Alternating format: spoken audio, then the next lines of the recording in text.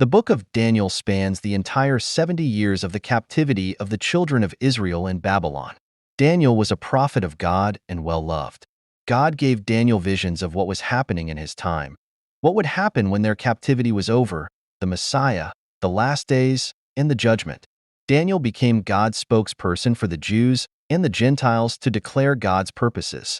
In chapter 2, King Nebuchadnezzar has a dream and God reveals the meaning to Daniel. The king dreamed about this great image with a head of gold, chest and arms of silver, belly and thighs of bronze, legs of iron, and feet and 10 toes made of iron and clay mixed. Daniel tells the king the image represents the different kingdoms that will rule after him all the way to the end of time. The great kingdoms that would rule the world after Babylon were the Medes and Persians, Greece, and Rome. The image's gold head represented Babylon. The silver chest and 2 arms are the Medes and Persians. The belly and thighs of bronze stands for Greece. The legs of iron stand for the Roman Empire. Daniel 2 verses 43 to 44. As you saw iron mixed with ceramic clay, they will mingle with the seed of men, but they will not adhere to one another, just as iron does not mix with clay. And in the days of these kings the God of heaven will set up a kingdom which shall never be destroyed, and the kingdom shall not be left to other people. It shall break in pieces and consume all these kingdoms, and it shall stand forever. Daniel explains that the feet and toes made of iron and clay will be the last kingdoms of this world. Jesus will return and crush these kingdoms and establish his own kingdom that will stand for eternity. Notice the point that they will try to mingle themselves together. These kingdoms will be made up of different types of people, such as Muslims and Christians. While they will try to work together, they are too diverse to act as one body.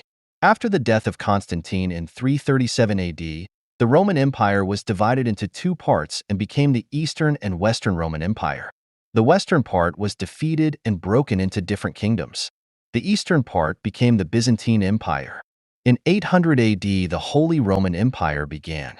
In chapter 7, Daniel has a vision of 4 great beasts coming out of the sea. The first is a lion with eagle's wings. Daniel 7 verses 3 to 4. And 4 great beasts came up from the sea, each different from the other. The first was like a lion, and had eagle's wings. I watched till its wings were plucked off, and it was lifted up from the earth and made to stand on 2 feet like a man, and a man's heart was given to it. Next is a bear with 3 ribs in its mouth. Daniel 7 verse 5. And suddenly another beast, a second, like a bear. It was raised up on one side, and had 3 ribs in its mouth between its teeth. And they said thus to it, Arise, devour much flesh. Then a leopard with 4 wings and 4 heads. Daniel 7 verse 6. After this I looked, and there was another, like a leopard, which had on its back 4 wings of a bird. The beast also had 4 heads, and dominion was given to it. The last beast is different from the others, and it had 10 horns. A little horn came up and replaced 3 horns. Now there are 8 horns. This horn has eyes and a mouth that spoke powerful things. Daniel 7 verses 7 to 8. After this I saw in the night visions, and behold, a 4th beast, dreadful and terrible, exceedingly strong. It had huge iron teeth, it was devouring, breaking in pieces, and trampling the residue with its feet. It was different from all the beasts that were before it, and it had 10 horns. I was considering the horns, and there was another horn, a little one, coming up among them, before whom 3 of the first horns were plucked out by the roots. And there, in this horn, were eyes like the eyes of a man, and a mouth speaking pompous words. You could spend years researching who these kingdoms are and the dates they took power. Don't get caught up in the complexity of where all these images, beasts, and their kingdoms are. Most of them are from the past and don't matter anymore. Most equal up to some form of Rome. Get a basic understanding that these are nations and the powers that rule them. When you see a man make a 7-year treaty of peace with Israel, he is the one. Mystery solved.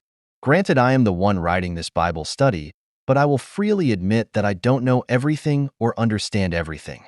I am a student of the Word, which means I pray for the Lord to explain things to me, then I spend time reading, cross-referencing, and researching, then praying again to get more understanding. With all that, I still learn something new from the Holy Ghost every time I pick up this book. Pray and study these scriptures and see what God will explain to you about them.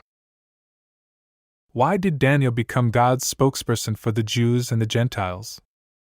To declare God's purposes. What does the legs and feet of iron and clay mean on Daniel's metal man statue? Two diverse people or nations. What does the lion, bear, leopard, and dragon represent? Different nations and the powers that rule them. In chapter 4, we will cover what I understand of what John said about the beast in Revelations. Be sure to subscribe so you don't miss any updates.